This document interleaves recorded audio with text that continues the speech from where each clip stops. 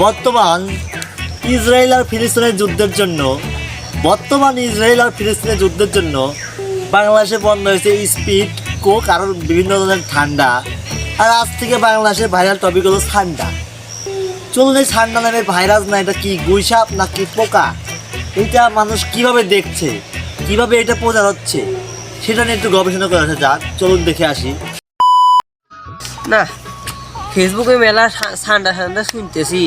ঠান্ডা আসলে কি? এটা বলে গিরগিটির মতো দেখা যায় নাকি গুইসাপের মতো দেখা যায়?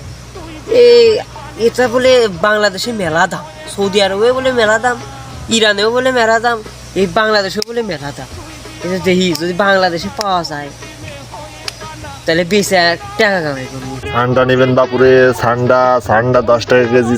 ঠান্ডার মাংস খেলে আমার প্রচার গাড়ি লক্ষ্য করে চলে আসুন। ঠান্ডা বড় বড় ঠান্ডা আছে এখানে।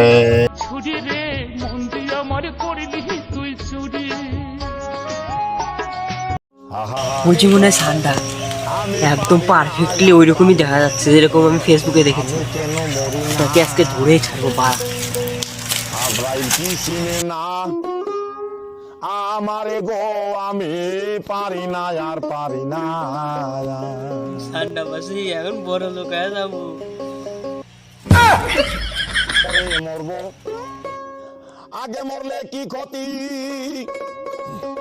বাংলাদেশের লোকজন বেকার বসে থাকে, কাজ কাম নাই, পায় না খুঁজে কোনো ধান্দা, তাই তো কাঁঠালকে পেয়ে করে ঠান্ডার ধান্দা। কাঁঠাল কিন্তু ঠান্ডার সাথে মেলে, কাঁঠাল তো কাঁঠালই। এই হলো বাংলাদেশের জনগণ।